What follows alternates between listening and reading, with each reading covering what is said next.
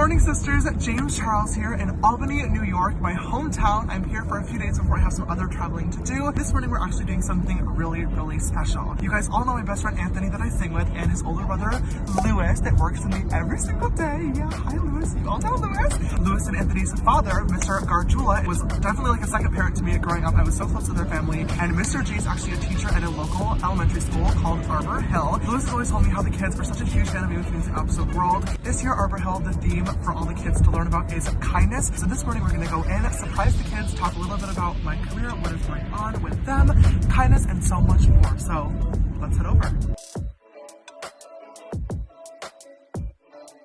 Hi, sister. I'm here with my home. I can't hear you. All right, hold on. I'm gonna show you. I can't hear you, but I'm gonna show you everybody. So there he is.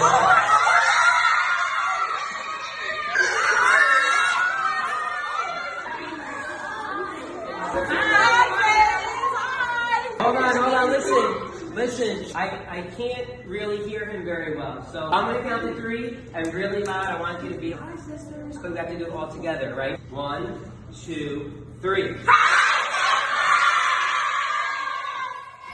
Hi, sisters!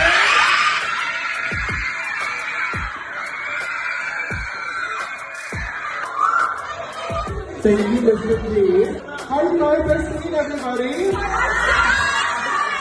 I'm so excited to be here. I stopped home for a few days because I wanted to film a few videos in my hometown. So, Ken, we have a couple of questions that my class came up with and just some other things that we just want to kind of quickly talk about. Who is somebody that you look up to? I would say somebody that I look up to myself would probably be my dad. My dad is self-employed, so he's a contractor, and he taught me a lot about what it means to work hard from a really, really young age. I've always been the type of person that loves working, loves having things to do. If it were not for him and my parents being so supportive of me in my career, I definitely would not be here today. So I feel like my dad is definitely someone that I love and respect and look up to a lot. Could you talk a little bit about comments, especially online, that are very negative, how you deal with that? Being online, obviously everybody's going to share their opinion. One of the worst parts about being a public figure or a celebrity is that a lot of times they're not always positive. As I've been doing this job for the past 4-ish years, it's really taken me a long time to kind of grow a thick skin. Because I'm the type of person, I love people. I love meeting people. I love hugging people. I love taking selfies with people. So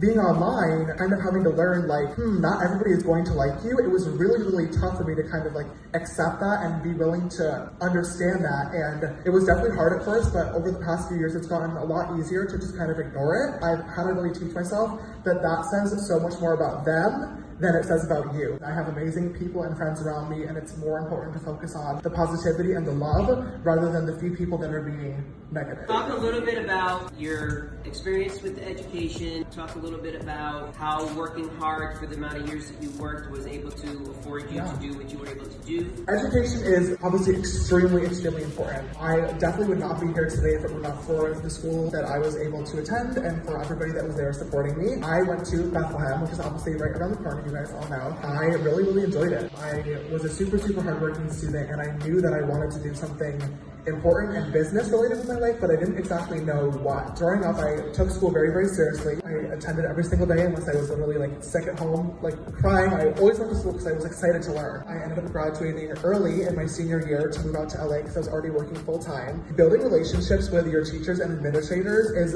literally the absolute best way to make school a more enjoyable environment. I was really, really close with a lot of my teachers and my deans and my principals, and obviously I wanted to fly across the country and, you know, go be a beauty guru and put on makeup in Los Angeles, California, but I still had to go to school and I still had to be a student. I had to build those relationships with my teachers and with the principal and let them know, like, hey, I'm still here, I'm still doing this work, but I have a job that I want to do. Like, can we figure this out? My administrators were so understanding. All your teachers and administrators want you guys to be successful. I was able to travel and do all my work, but I was doing all my classwork on my flight and I was doing tests in between photo shoots, and whenever I would get back to New York, I would catch up on all the work that I had to get done in class. If you believe in something and if you want to get something done and if you want to put in the work and effort because you have a love for something, it is possible and it can lead to obviously amazing things when you're able to balance your time. Okay, Mr. Rel, thank you for having me today. And thank all of you guys for having me as well. It really means the absolute world. I have a little bit of a surprise for you guys. I know we were talking earlier about the Shade playground in the palette and how Anthony and I met on the playground, and it really does have a special meaning in my life. And when I was talking to Lewis and Mr. G about your guys' school, school and coming to visit, he told me that the playground needed a little bit of work. So I would like to donate $5,000 to you guys in order to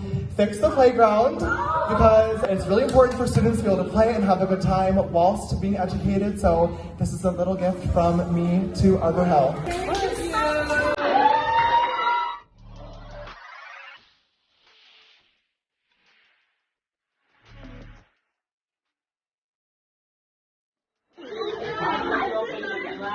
Remember, James, one of the things he talked about was how important math and education were to him. What he didn't say to you was that in high school he was in what's called double advanced math. So James thought it would be a great idea, and so did I, if he had the opportunity to do a sprint with you guys to see if any of you can beat him and if he in fact is smarter than a fifth grader.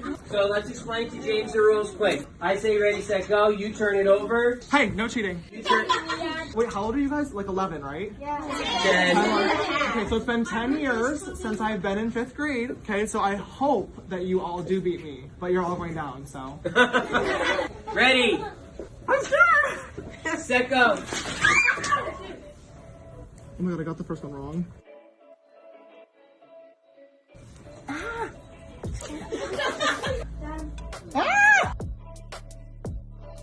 Done. Put third on the top of your paper. Now you can tell all your friends that you went head to head with James Charles in a multiplication sprint and Please say beat me, please say beat me. officially beat him.